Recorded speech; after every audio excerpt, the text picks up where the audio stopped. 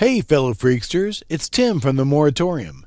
Just here to remind you that if you enjoy what you hear, please like, share, and subscribe, then rinse and repeat. We're just a couple of small town nerds trying to make sweet geek love to your ear holes, and we could use your support. Check out our website for movie reviews, links to social media, merch, movies, and more. You can find us at themoratorium.com. Now that that's out of the way, on with the shenanigans. Welcome to the Yarn Wall, a mini moratorium. I'm your host, Tim Kornman. On this episode, Jason and I take a long, drunken dive into the depths of IMDb. This is where we break down the last week's film and follow the yarn to make the thinnest and slightest connection to our next movie.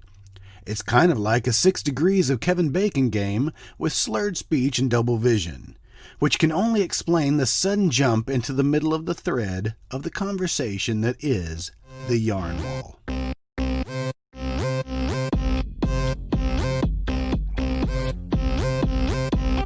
As jock number 3,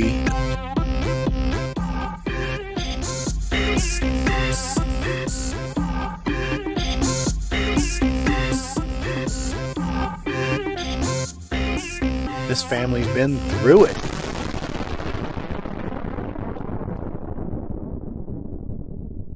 All right, now what you got, funny guy?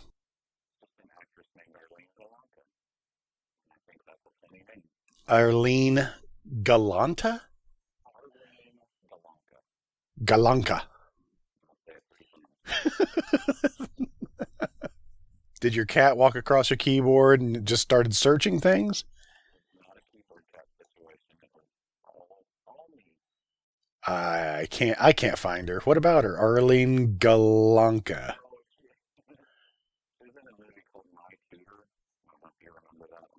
Yeah, I remember the box art for that. Yeah.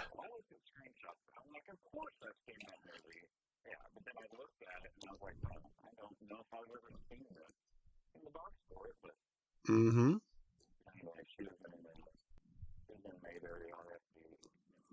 I still don't see her. Galanka. Golonka. Arlene Galanka. Interesting. Sure. 116 credits. Talk about little known. I wonder about this film. A rich father hires a tutor for his son. The son is a horny teenager, and the tutor is a gorgeous blonde. Complications ensue.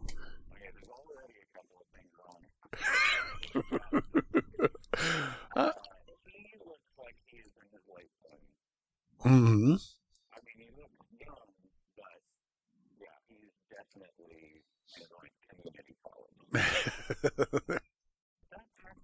Is that Karen Kay? Is she the tutor?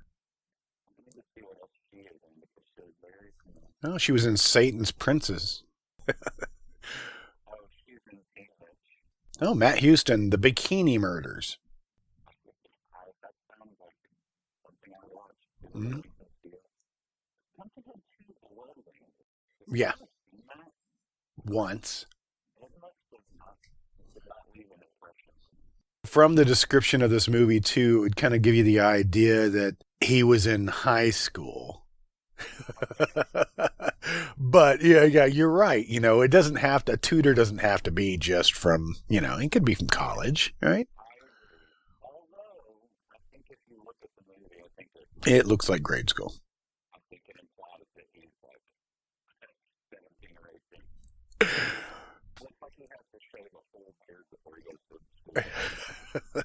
So, Matt Latanzi. Latanzi.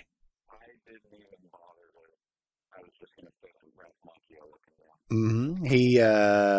He started in Xanadu. He was a Xanadu dancer. And Grease 2. He was in Roxanne. Who was he in Roxanne? It was Trent. I don't know who Trent was. Worms, Roxanne. Worms.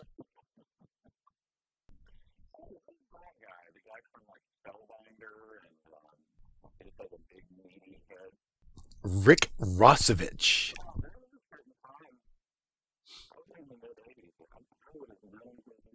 Hmm.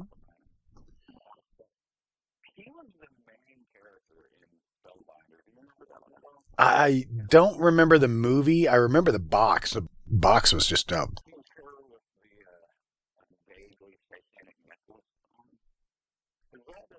yeah, yeah.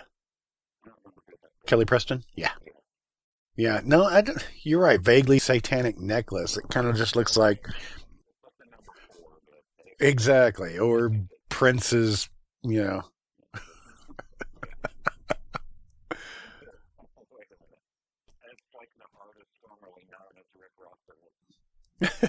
Losing. We keep going back to losing it with Tom Cruise. Yeah. He was in that. He was in a episode of BJ and the Bear. But he was in the Terminator. Okay, yeah.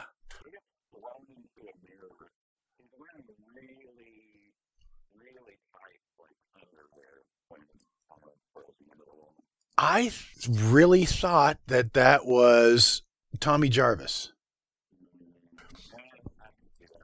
What's his name? Come on. We've only talked about him like so many times.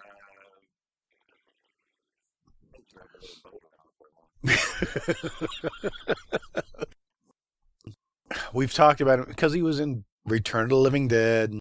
Tom Matthews. That's who I thought the boyfriend was because you can kind of see the beefy face.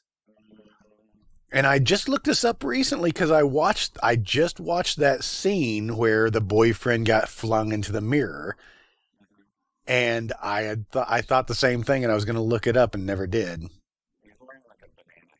Yeah, yeah. While she's wearing headphones and making a sandwich or whatever, they just finished having sex.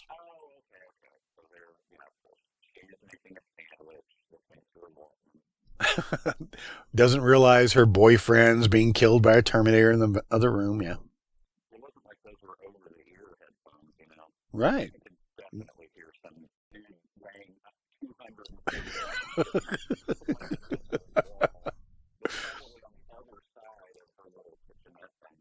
Well, you got a point there.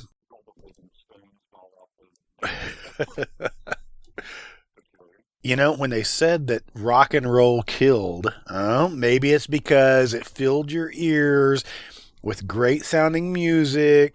It wasn't that you commit suicide, you just don't hear the Terminator come in.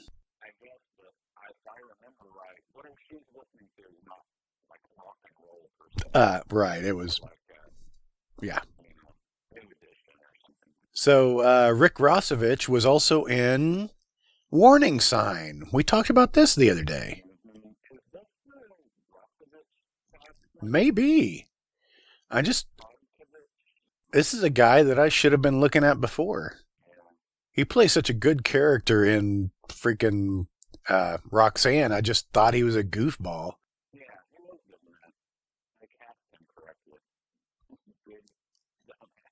He was in Top Gun as Slider.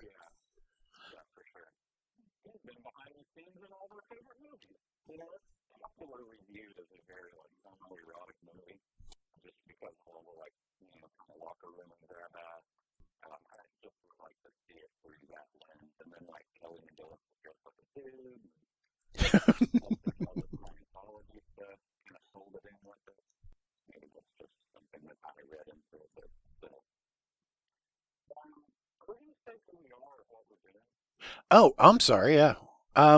Welcome to the Yarn Wall.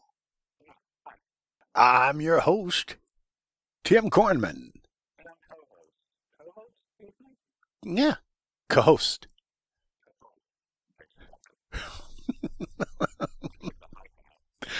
co-host. I already clicked him off. We went through this before. Once you click it, you can't go back. Yep, Rick Rossovich. Rick Rossovich. Nope. So I've got about 6 tabs open here, but I wanted to talk about J.D. Fiegelson. The writer of Dark Knight of the Scarecrow. Which, did I mention that they were making a sequel? It's in like pre-production or something.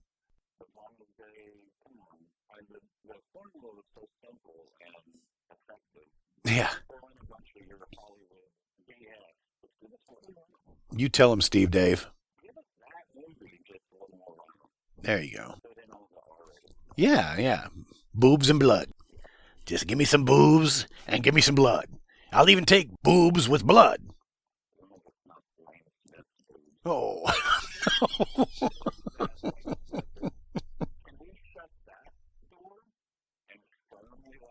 Ah, was that it? Okay. All right.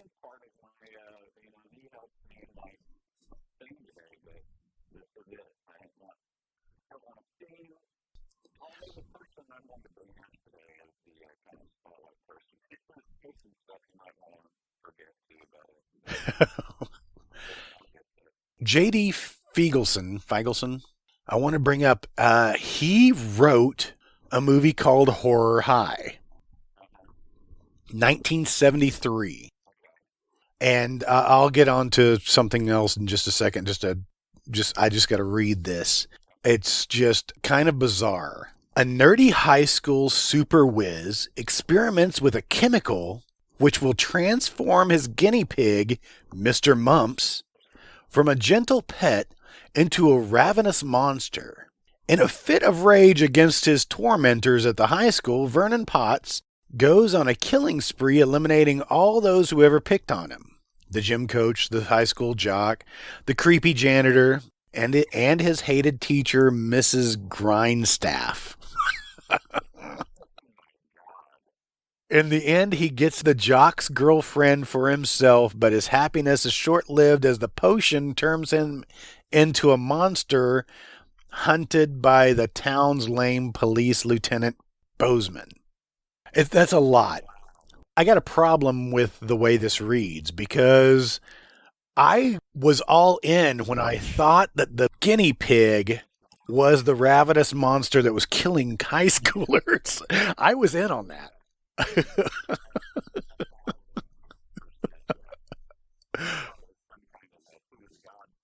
Yeah, Mr. Mumps. So I had to look at that because I was like, oh well, shit. Was this a prequel to the movie Return to Horror High? It doesn't sound like it whatsoever, other than the title. And if you click on the trivia, it says here immediately this movie is unrelated to the 1973's Horror High. But I didn't realize when I looked at Return to Horror High, I didn't realize that that was like George Clooney's first role. Was that his first?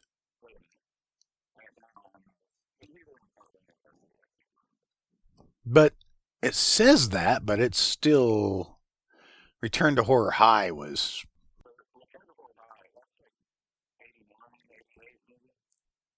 Return to Horror High is 87 and Grizzly 2 The Revenge was 1983 and that was one of his first. They're trying to just capture that. Oh yeah, this is yeah, George Clooney yeah. Right.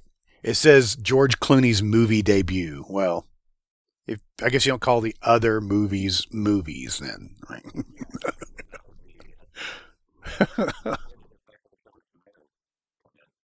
I don't know. I didn't go down that route, but I did. I was reading Philip McKeon. Philip McKeon. This was his first movie, Return to Horror High, and that is Nancy McKeon's brother. Yes. So strange. Where was that going? Nowhere. I just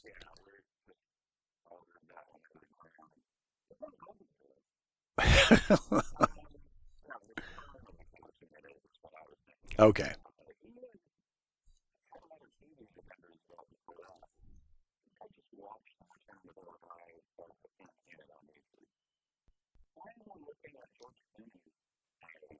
Oh, you don't care about his IMDb? I started looking at Andrew Divoff. Is it Divoff? Divoff? Divoff? You know who I'm talking about, though, right? Oh, you'll see his face and you'll be like, holy shit, he's been in everything. He was in another 48 hours. He was Toy Soldiers, the 1991 version. He has been in a ton of things. I looked him up because of the movie Neon Maniacs. I watched part of this the other night. I'd never seen it. Neon Maniacs is 1986, and it states a group of teenagers in San Francisco discover a nest of homicidal monsters living in a tower in the Golden Gate Bridge. But when they try to tell authorities, nobody believes them. Yeah, I guess so. A tower in the bridge.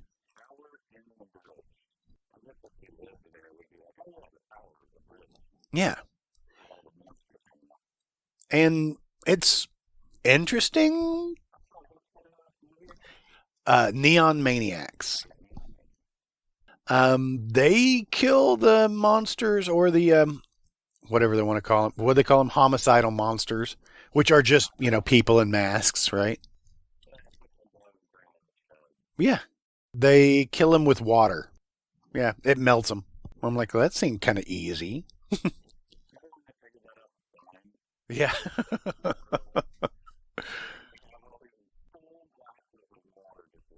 hmm Neon Maniacs. I don't know. I didn't follow much of it. I was in and out, but the main guy was in a band, and they were doing a battle of the bands type thing. And then the Neon Maniacs come in and just start killing people.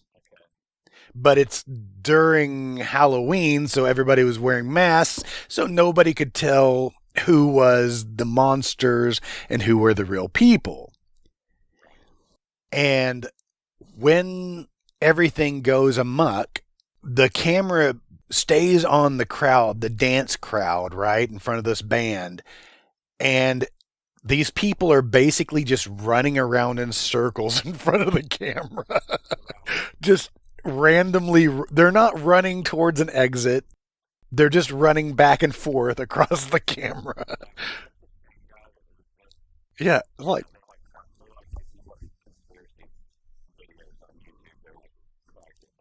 mm.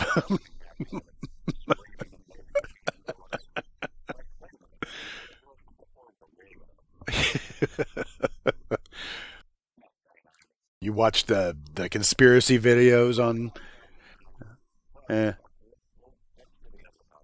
Oh, okay. Wait, we have another podcast?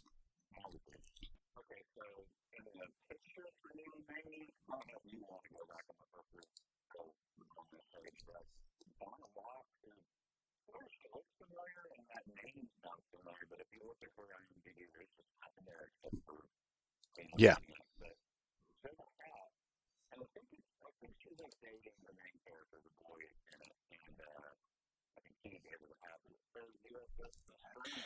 Ah, it does. I see it.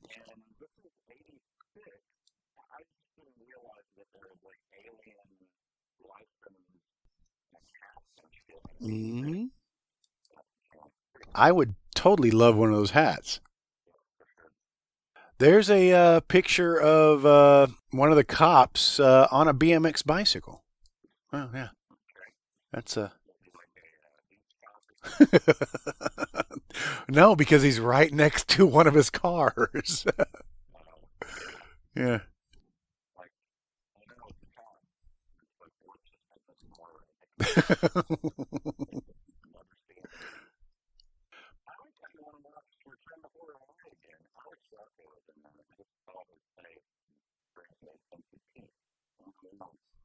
I don't remember it, but that doesn't mean anything. I don't remember a lot of things.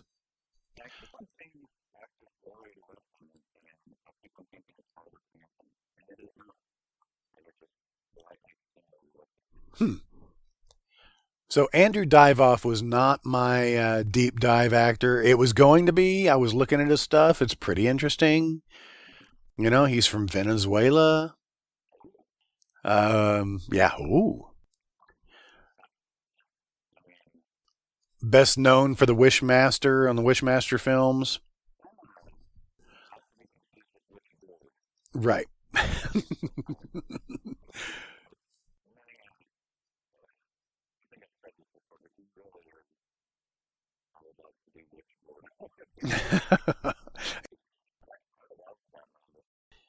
I watched it not too long ago.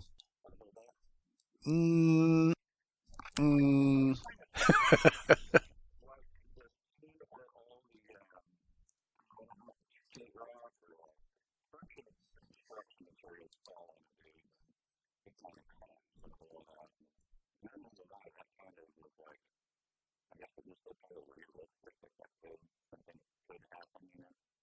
okay. I vaguely remember that part, yeah. No, I just started looking at Andrew Divoff just because once you see him, you're like, oh man, he is very prominent in many of these movies that we like to watch so much. And he plays a bad guy. He plays a pretty good bad guy.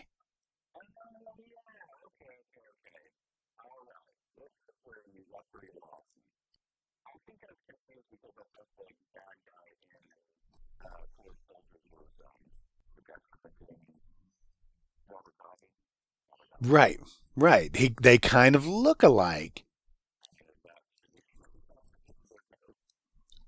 Meat faces.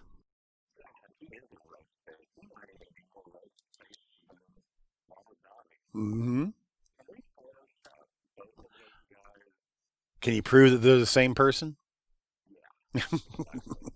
Can you prove that they're not the same person?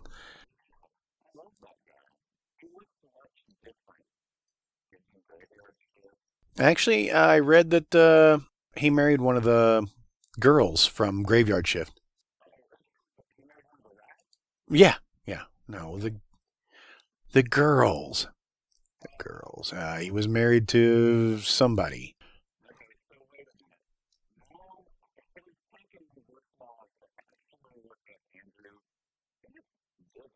You know, okay, sure.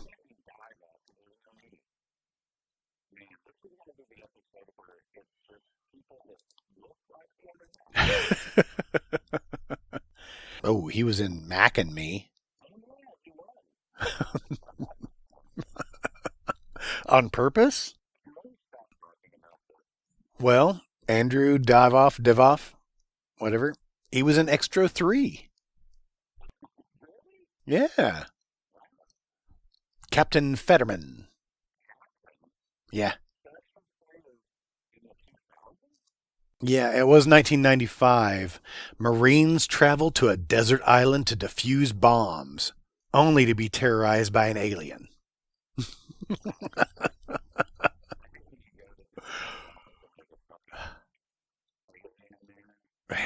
It really puts a kink in your. No, it really puts your panties in a wad.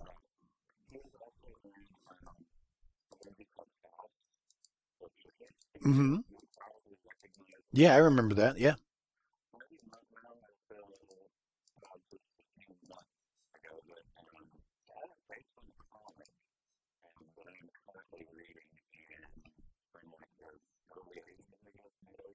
Okay.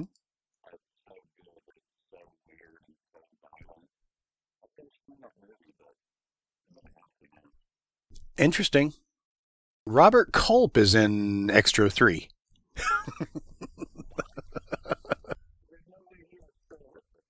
Yeah, it was 95. He didn't die until 2010.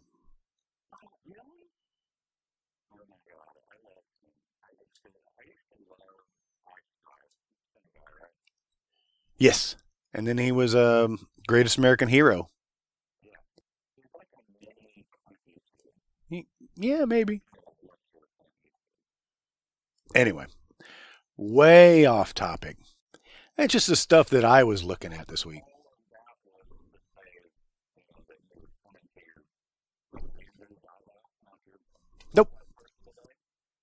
I was looking at him and found that he just didn't have a whole lot to offer in his trivia. You know, he knows a lot of guys, has been on repeat movies with, all these other different actors. No, not very interesting. Just a guy that was a good bad guy. Yeah.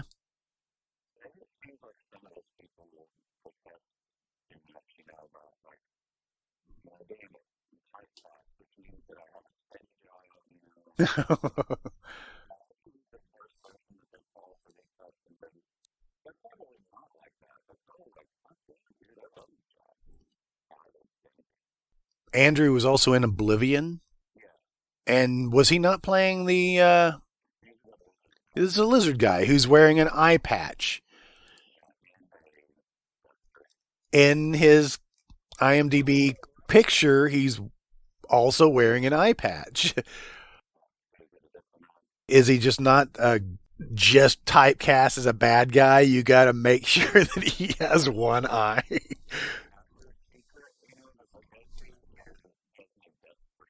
Oh, yeah, okay, that makes sense.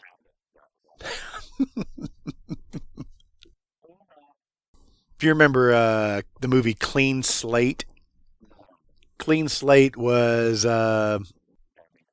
no uh, Dana Carvey, and he had a dog that had depth perception problems that kept running into the wall. Yeah, it was good stuff.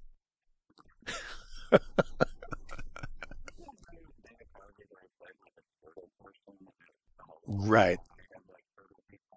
Was it that, or was it just his character that he was playing in The Master of Disguise? He was trying to do a an Austin Powers type thing where he could have a repeat. Yeah, you're like, you're not funny unless you're in a dress and a wig and playing the drums. I think he's hilarious.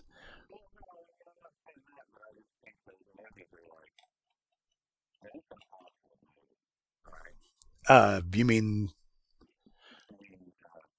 The Master of Disguise? I refuse to watch it. But I mean, he's always been good at doing voices, and he has a ton of freaking voice acting.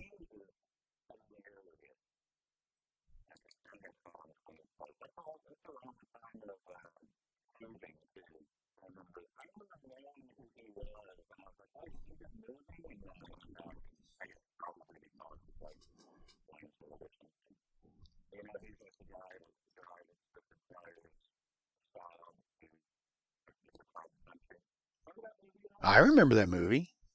And they had to put the mirror underneath the dog's nose to see if it was still alive. Yep, gave him the wrong finger. Clean Slate also has Olivia Diabo in it. Very interesting. Huh. Oh wait, has Gaylord Sartain in it too. James Earl Jones, Valerie Galino. Right. Yep. Michael Gambon. Oh,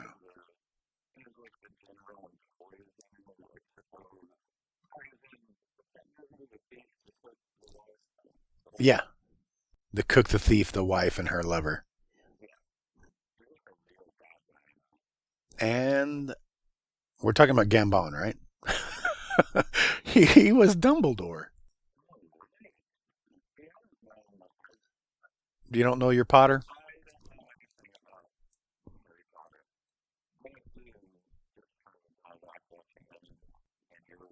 Mm, they are constantly playing.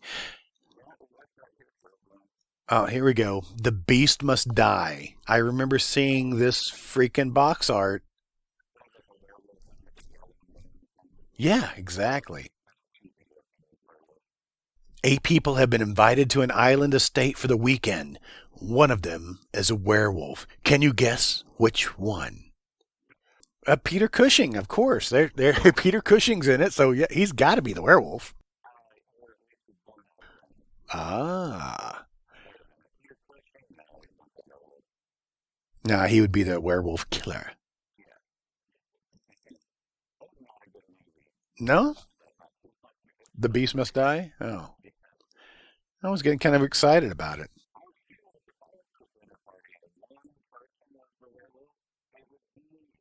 The cook?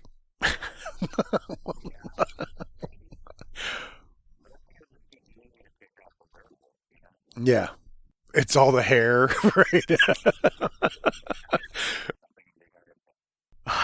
There's more hair in my soup than there is soup.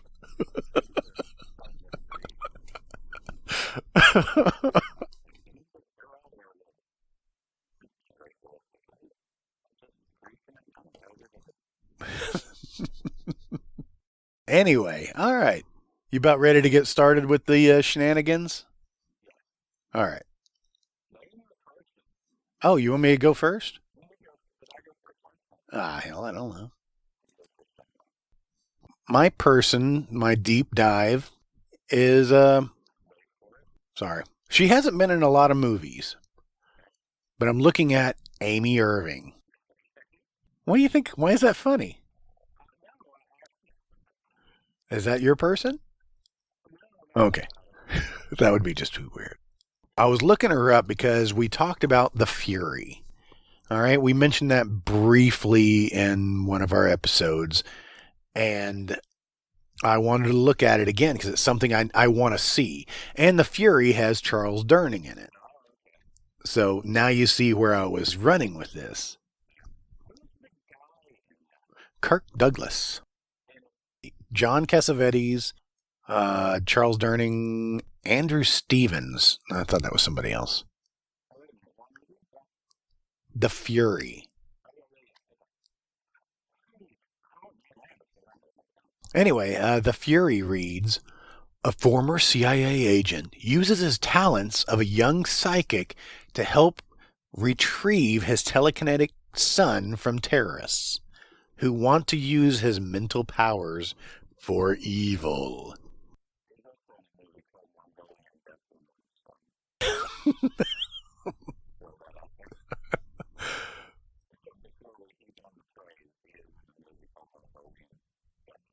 There you go.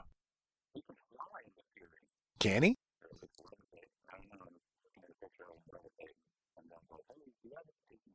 Yeah, I remember watching this movie not too long ago. I want to watch it again just because I dig Brian De Palma films. So, that's where really she got her start.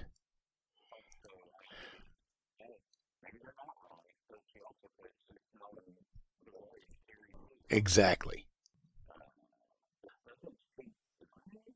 No, no, she's in a very end dreamy sequence, which I wanted to read about that.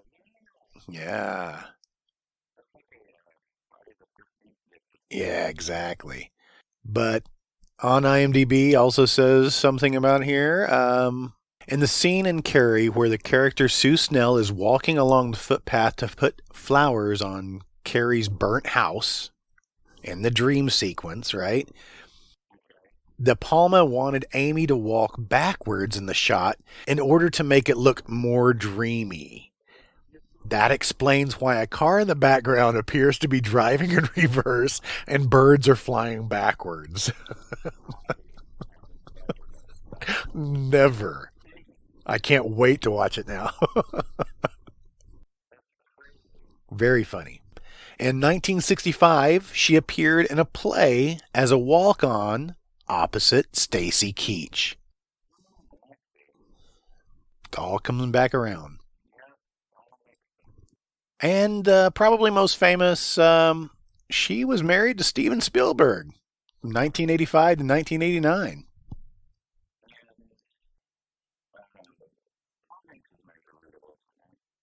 Yes.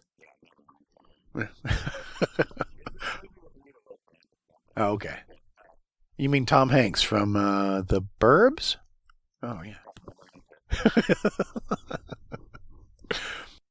Here it says Her prenup agreement with filmmaker Steven Spielberg netted her an estimated cool $100 million when the couple separated in 1989. Wow. Right. So in 89, he was already worth a ton of money.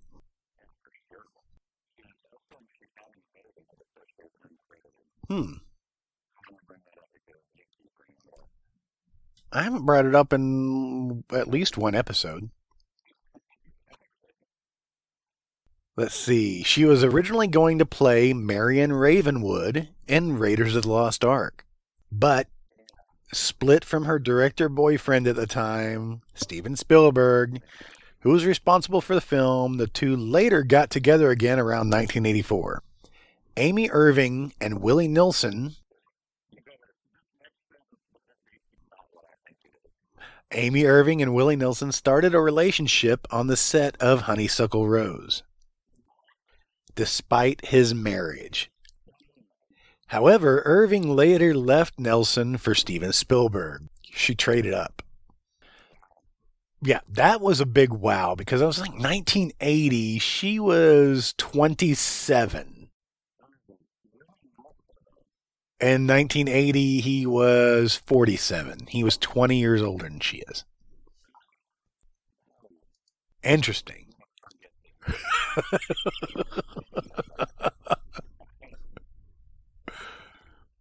There's a lot more on her stuff here.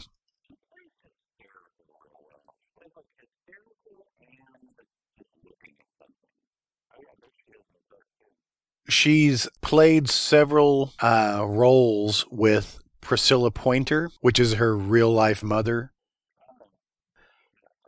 And I guess she's played in several movies with her, and she plays her mom in the movies. She's appeared in real life mother Priscilla Pointer in 7 films. Carrie, Honeysuckle Rose. She should have watched her daughter in Honeysuckle. Oh, man.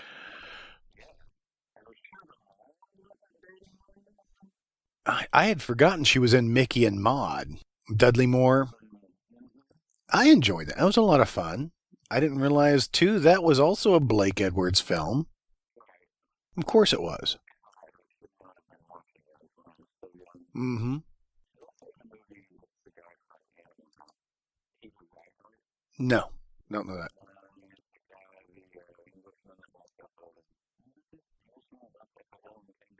Sure. Yeah.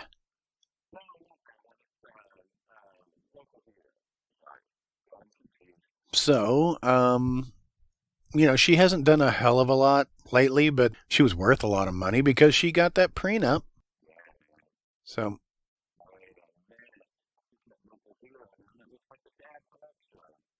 no. It kind of scared you.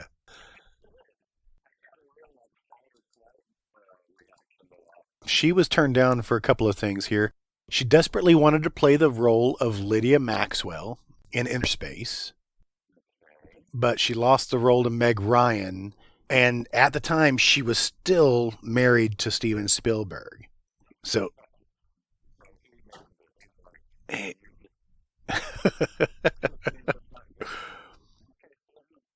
she auditioned for the roles of Stephanie in Saturday Night Fever and Princess Leia in Star Wars. Very interesting.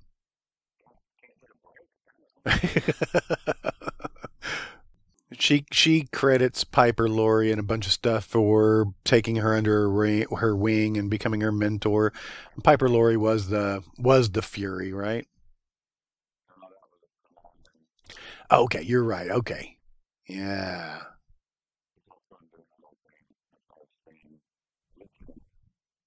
So anyway, that's about what I've got on her. Amy Irving.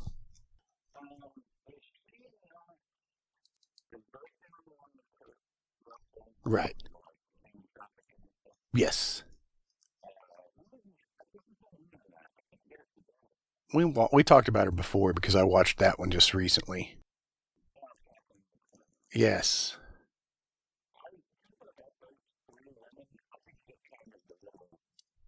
I can see that.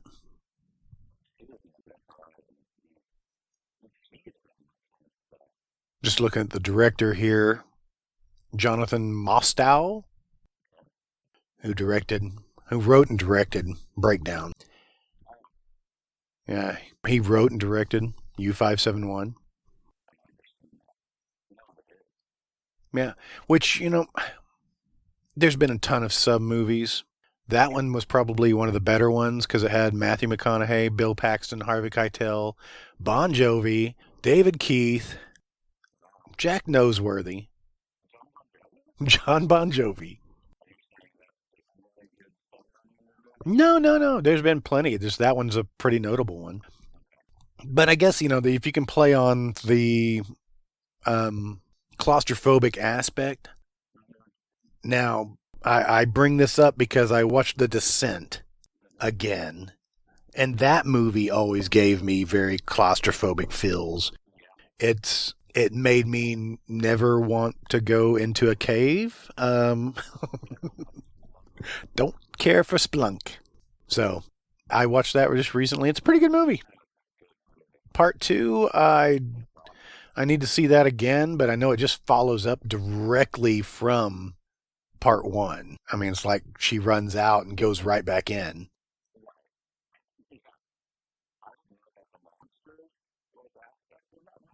Oh yeah.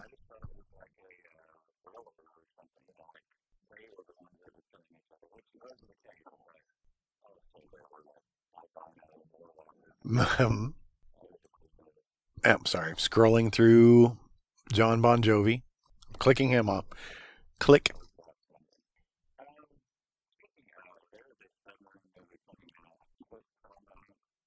Yep, I keep seeing the trailers for it.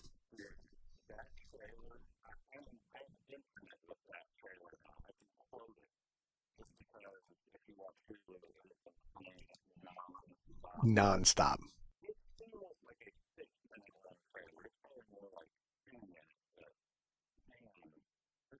Mm-hmm.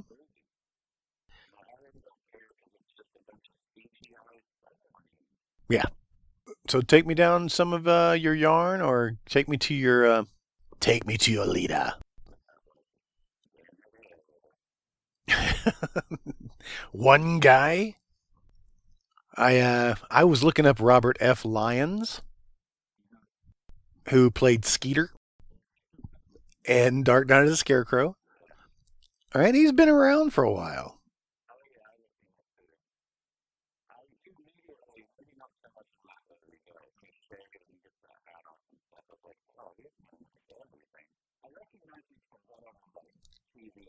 Yeah.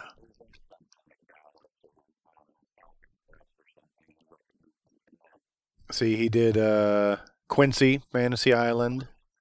Um, sorry, it looked like he had a recurring character in The Incredible Hulk.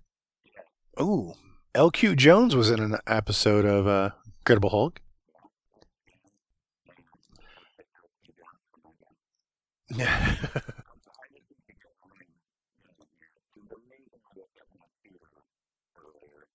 Oh,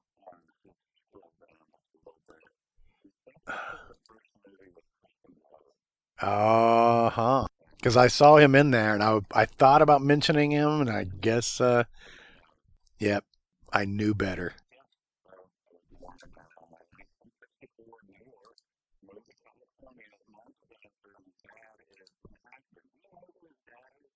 Yeah, we talked about him, John Glover.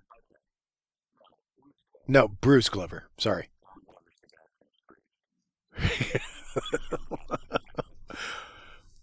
But his middle name is Hellion. Oh, there's an explanation.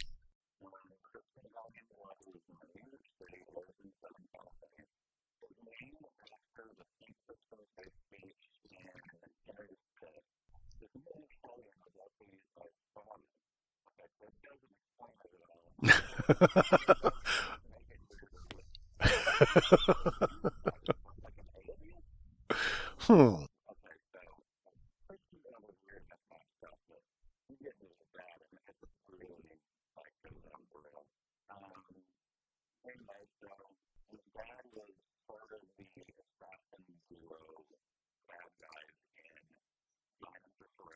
Okay. Okay.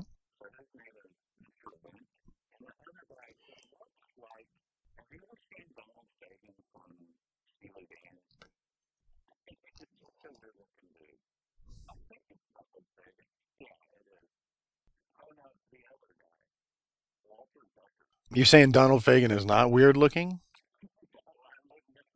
He's got a judgy picture. He's staring into my soul.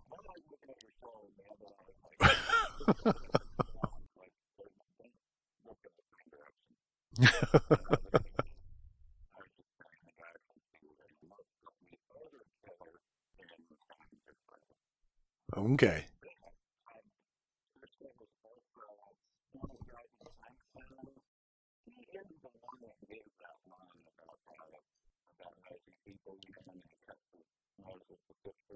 Okay. I've actually seen that just recently too. Looks like Bruce Glover was in $6 Million Man, Walking Tall, the final chapter. Hmm. Oh, he was in all three of the Walking Tall movies.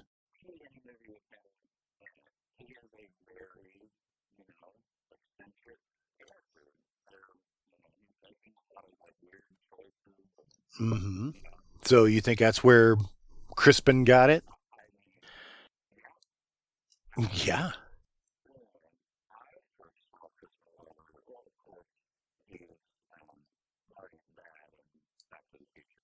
Hmm. Yes.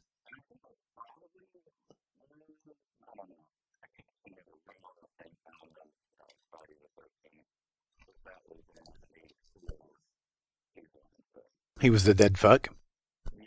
Has the weirdest dance ever.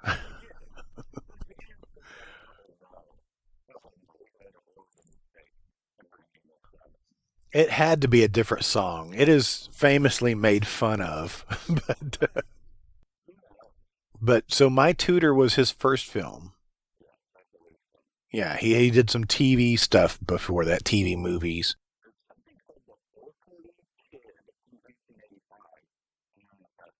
Hmm, that's a short.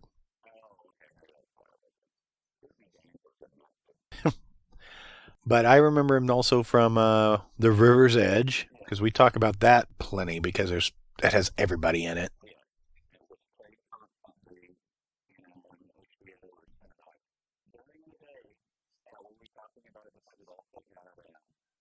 Joshua Don Miller. Yes, that's we talked about him just recently.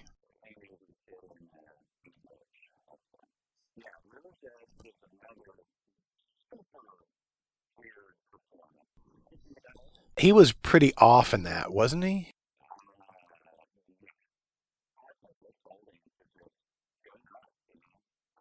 Was he friends with Daniel Roebuck in it? And then they were kind of wasn't Roebuck the one that killed the girl?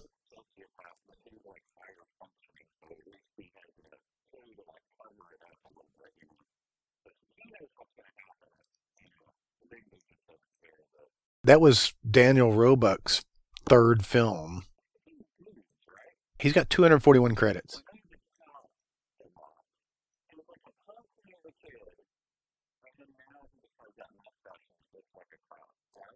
I guess so. Yeah, he was in Dudes, Project X, Disorganized Crime. He was in The Fugitive. And that's, yeah.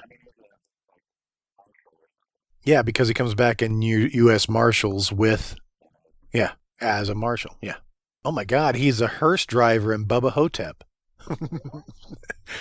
Anyway, that's Daniel Roebuck. We need to go back to Crispin Glover for a minute here.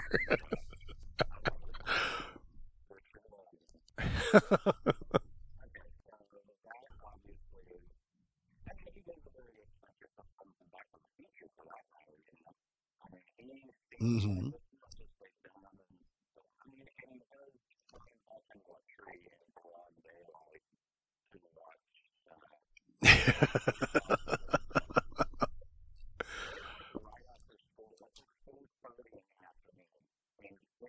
Hmm. He was in Happy Days. He was in an episode of Happy Days, Hill Street Blues.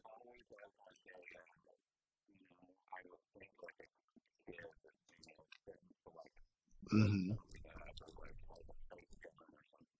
Oh, is that why you brought up Richard Mulligan? Was because of teachers?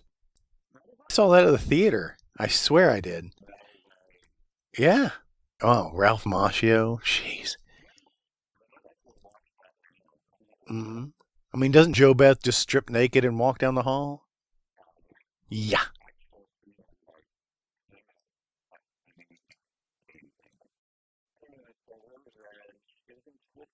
Hmm.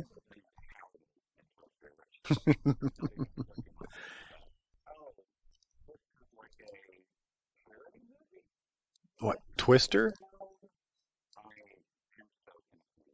Oh, this was not the movie Twister, but the movie Twister.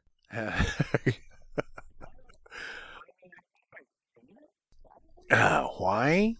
Because of Harry Dean Stanton?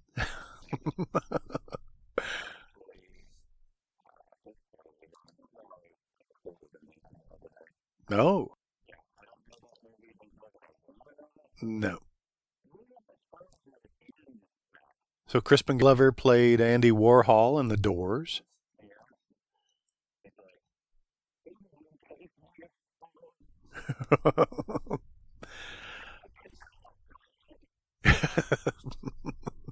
What's Eating Gilbert Grape?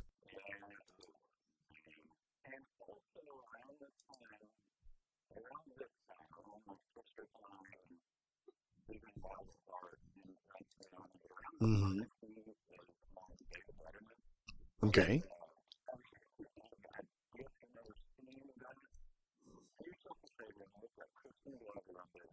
Okay.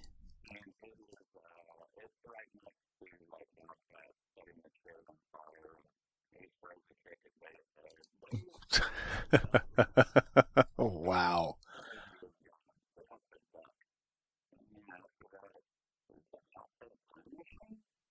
Crispin Glover's worked with Johnny Depp in 3 films: Gilbert Grape, Dead Man, and Alice in Wonderland. It's interesting. Seen it a few times. Correct.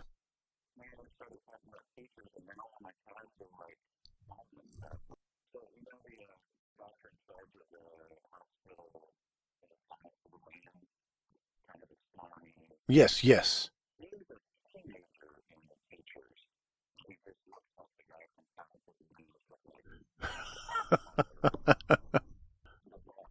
This says here, was a guest at the wedding of Madonna and Sean Penn. At the time, Crispin was working with Sean on At Close Range.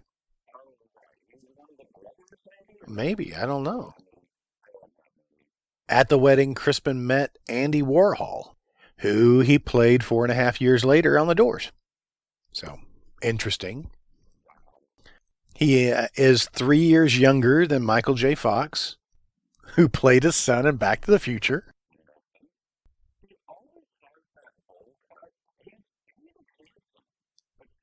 except he's terrifying.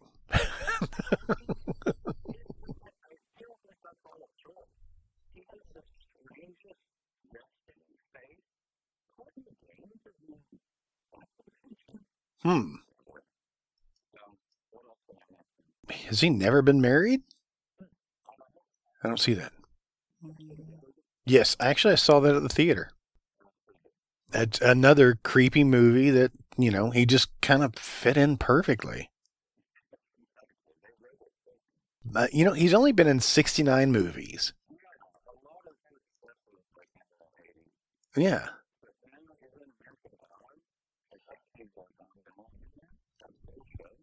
Yeah, it's still a show.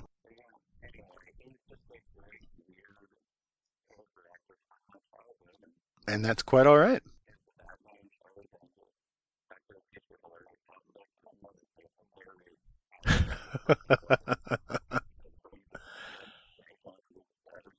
He was in the TV movie High School USA in 1984, which also starred Henry Gibson, John Grise, Julie Newmar.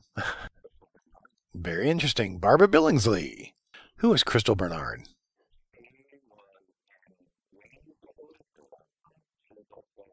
Slumber Party Massacre 2. I think I looked her up just recently because of Young Doctors in Love. I actually thought about trying to make it to this at some point just to torture you with stupid spoof movies. Gary Marshall. But Michael McKean, Sean Young, Rick Overton, Crystal Bernard, Saul Rubinek, Harry Dean Stanton, Taylor Negron, Dabney Coleman. Yep, gotta watch it.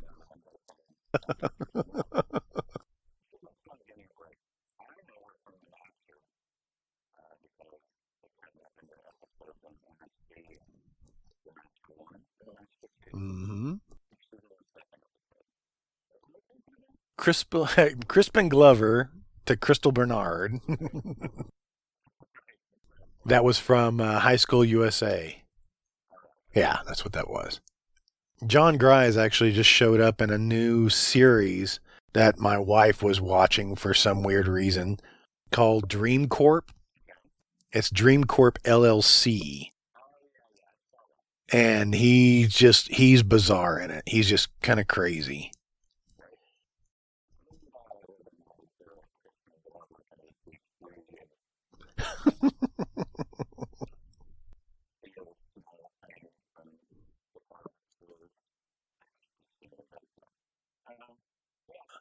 All right. Are you ready to get on to your yarn? Take me down your yarn.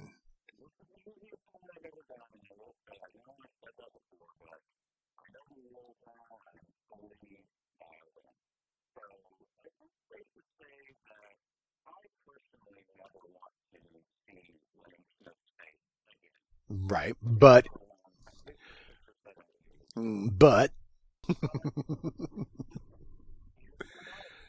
he was.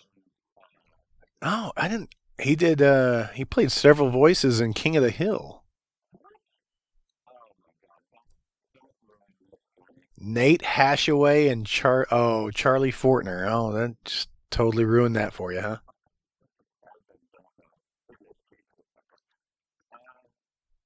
Just pretend I didn't say it.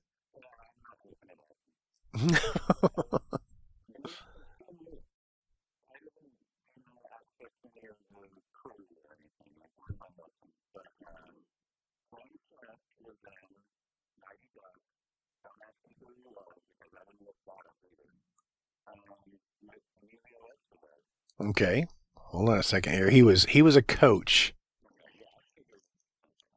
Yeah.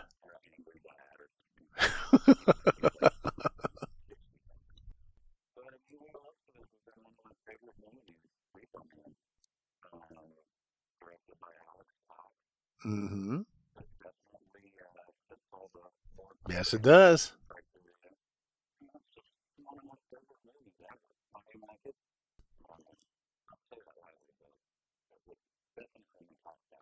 Okay.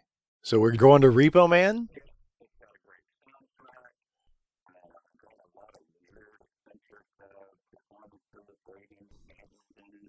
Mm-hmm. When we've brought this up before and we've talked about it before, but I feel like it had somebody else that we were talking about. Oh no, it's because we were talking about Repo Chick. That's what it was. Yeah. Maybe we should do a double feature.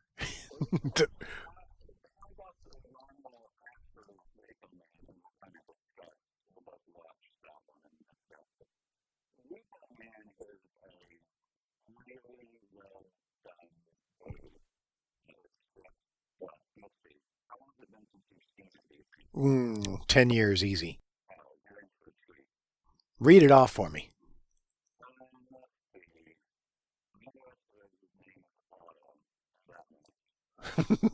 Good work.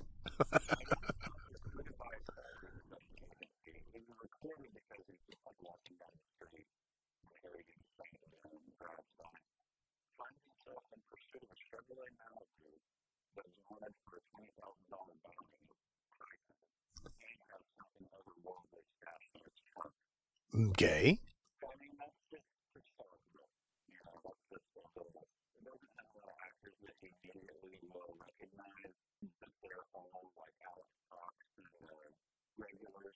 I was scrolling through to see if there was somebody who just stood out, and it doesn't.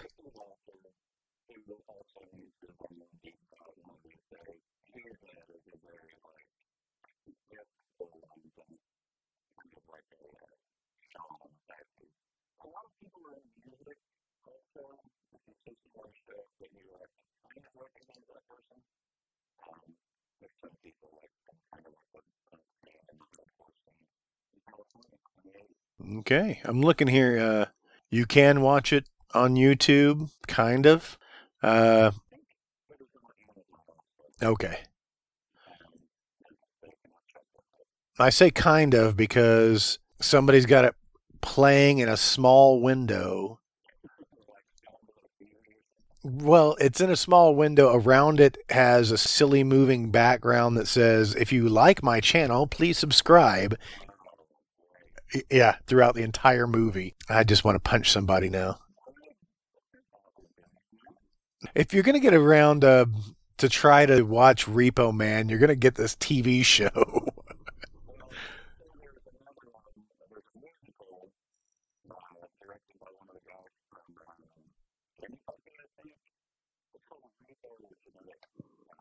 Opera.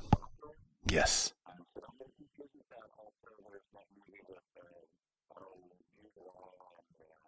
Was just called Repo Men. Was that what it was or something?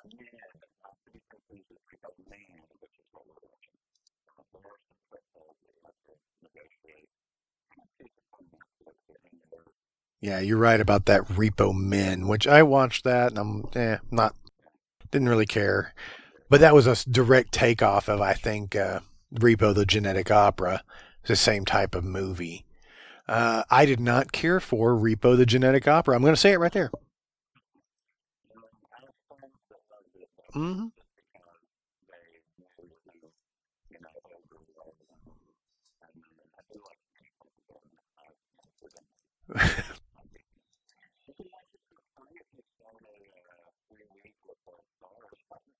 Okay. Check the website for links. I'll do my due diligence and or both.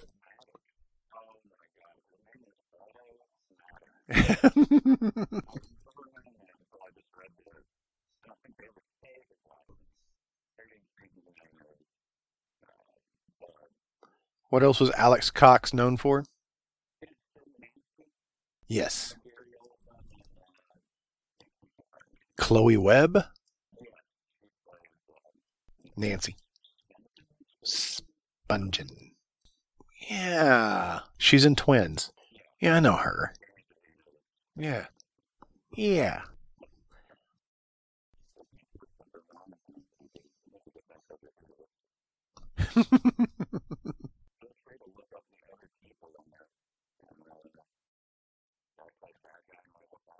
So, but Alex Cox,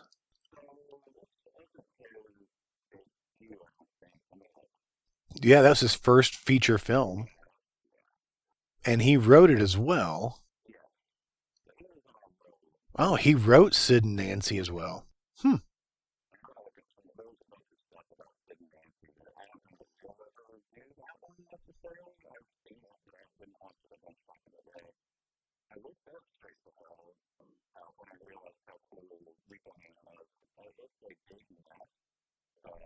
Okay.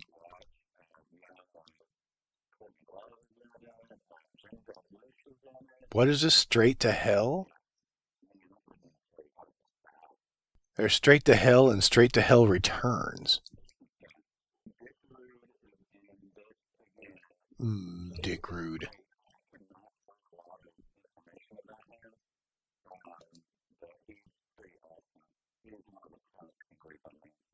Okay. Dick Rude. What a name.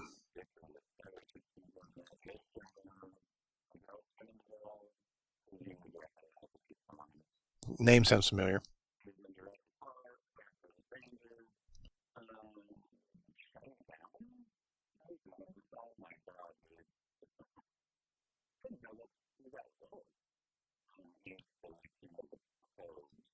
Interesting. Sorry, I still can't get off the name Dick Rude.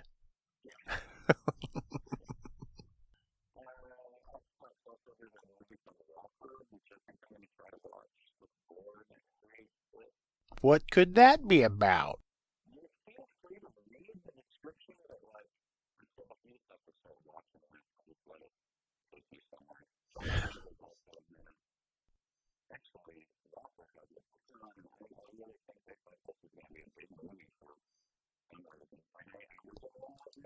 Right, we've talked about her. Was she in? Oh, oh,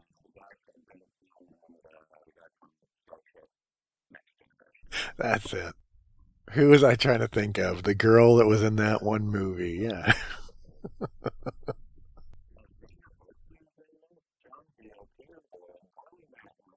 Oh wait, what?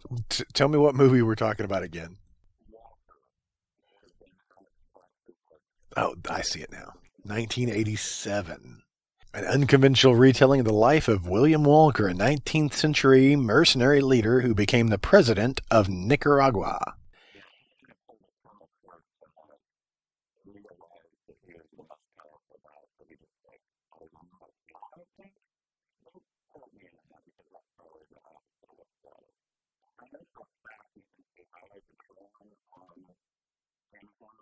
Yeah.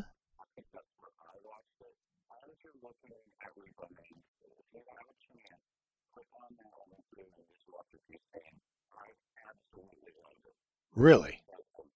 That has absolutely nobody in it.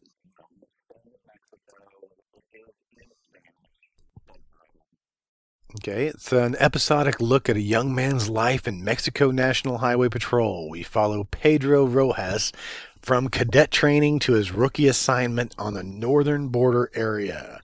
Highway patrolman. Interesting.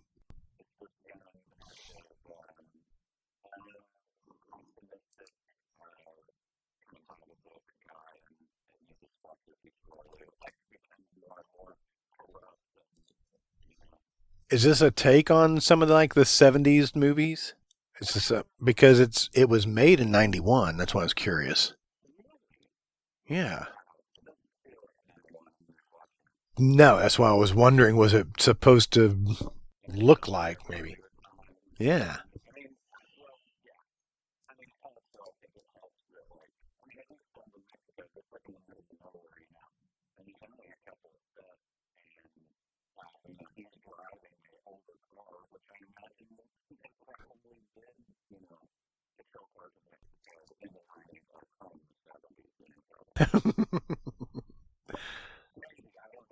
He's like holding a freaking M16 at a guy in a gremlin.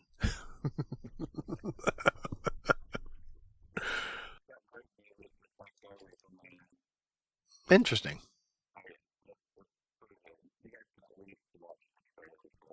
So Alex Cox really hasn't, he hasn't done a hell of a lot of things. He's directed 23 movies.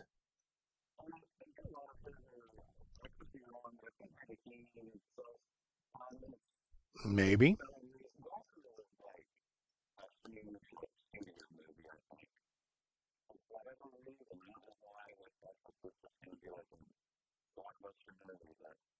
He turned down offers to direct Three Amigos and RoboCop in favor of Walker.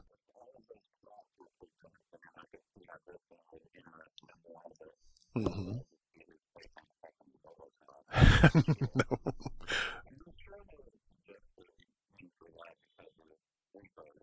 Mm-hmm.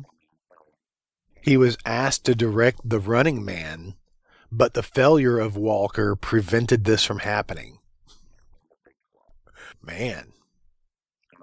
Said on the commentary of the Criterion Collection of Walker that it was his best film.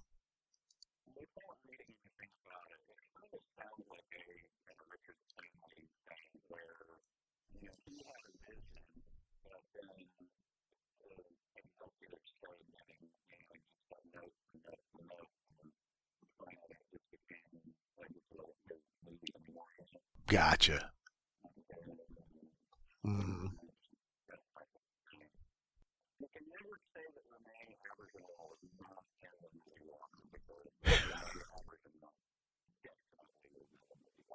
You just like saying his name.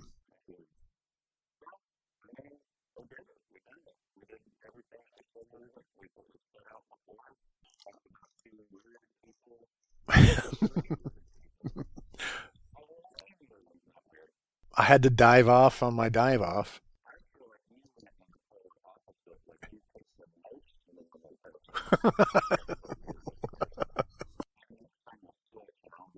Hmm. I mean, I think I knew that Amy Irving was married to Steven Spielberg at one time. I just put that in the back of my mind, and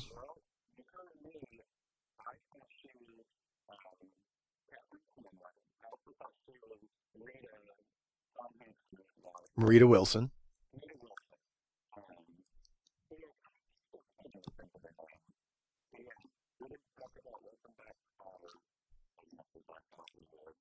Do we need to go into that real quick? You want to just sing the song? Do you have the lyrics? Some of these 80s TV shows, the theme song lyrics probably were exactly.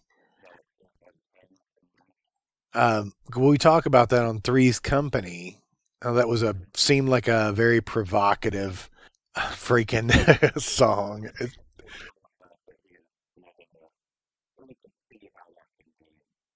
Yeah, come and knock on our door. We've been waiting for you. Where the kisses are hers and his. Three's Company too.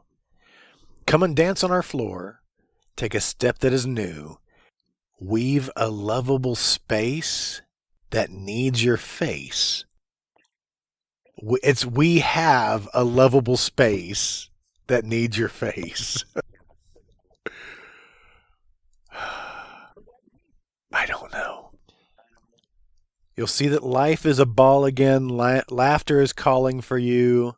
Down at our rendezvous, Three's Company 2.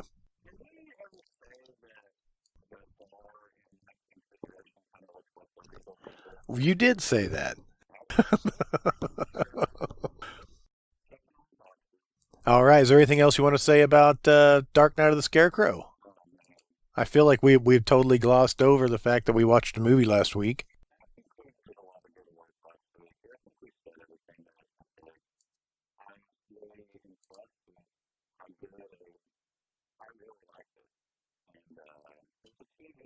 Yeah, how good a TV movie could actually be. And we did say that Jocelyn Brando was Marlon Brando's sister.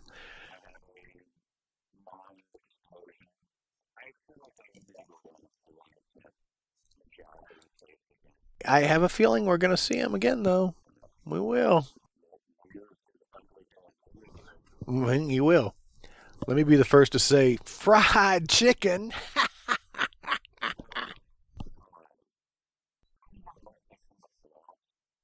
Probably not very long at all because he's dead, Jason.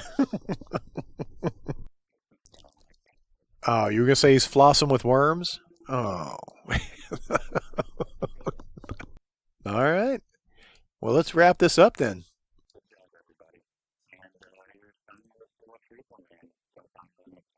And at least the Walker trailer.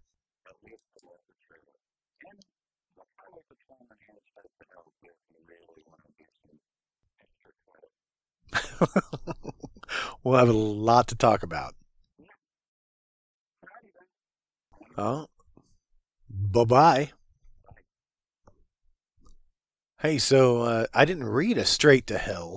A gang of bank robbers with a suitcase full of money go to the desert to hide out. After burying the loot, they find their way to a surreal town full of cowboys who drink an awful lot of.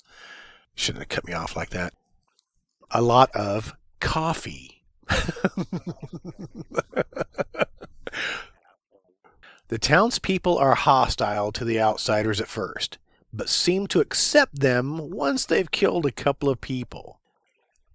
After a while, a mysterious man named Dade arrives who seems to have an unpleasant business to settle with the robbers. A free-for-all shoot 'em up ensues. All this is straight from IMDb.